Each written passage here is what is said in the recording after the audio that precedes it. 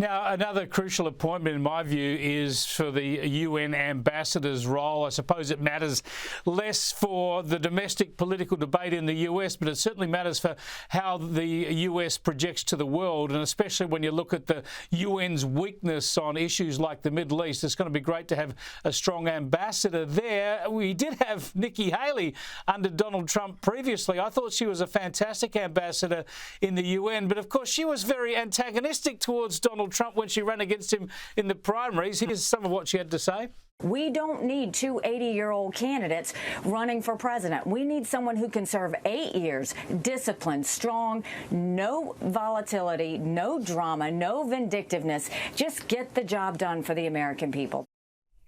And Kristin, Nikki Haley's tried to soften her language in the last few months, tried to ingratiate herself back into the Trump camp, but he's having none of it. She will not get a job.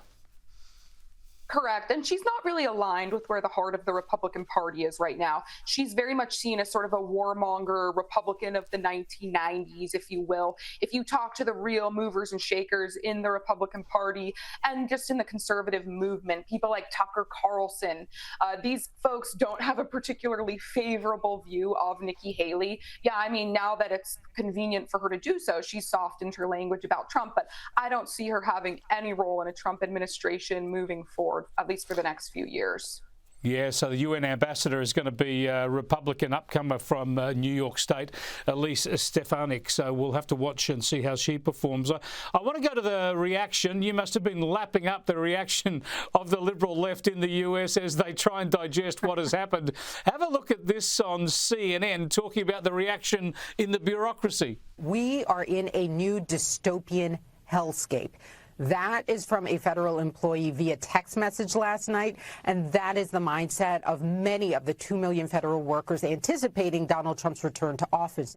A dystopian hellscape, Kristin. In other words, the end of big government, perhaps?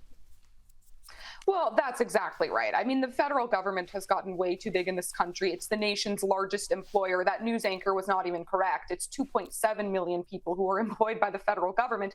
And that doesn't even count the millions more contractors and other people who are, de facto employees of the federal government. The swamp needs to be drained. This is not about demonizing individuals who work for the federal government. This is about creating a government that works for the people. Elon Musk is going to be in charge of downsizing the swamp in the federal government. Think about this, Chris. When he bought Twitter, Elon Musk fired 80% of the staff, and Twitter, now X, runs better than it ever has now. So he should probably do something similar with the federal government. And he has said publicly that if he does so, or he helps Trump do so, these federal employees will be given very cushy packages when they are sent packing, hopefully, so that people have time to find new jobs. But the federal government has just gotten way too big, way too powerful, and not accountable anymore to the American people. So it's got to be downsized significantly. Well, it's a reminder that good satire usually tells us uncomfortable truths. I want to revisit this bit of satire from last week that shows us the Democrats weren't really trying to defend democracy. They were trying to defend bureaucracy. If the Democrats fail, it might be the end of American bureaucracy. Our bureaucracy really is in fundamental peril. The foundations of American bureaucracy under attack. They want to destroy our bureaucracy. We are a bureaucracy in danger. We're watching an election where people are on the ballot openly advocating the end of bureaucracy. I love it. And Kristin, let's hope that Elon Musk can shake up the bureaucracy for the benefit of people, not for the detriment of people, of course. I just want to get your thoughts on what we're learning about the campaign. A bit of this came out during the campaign and people weren't certain of whether it was factual or not, but it now seems very clear that the Democrats weren't just getting these big celebrity endorsements and pop stars, Beyonce and the others all sort of turning up and singing songs at Kamala Harris's rallies.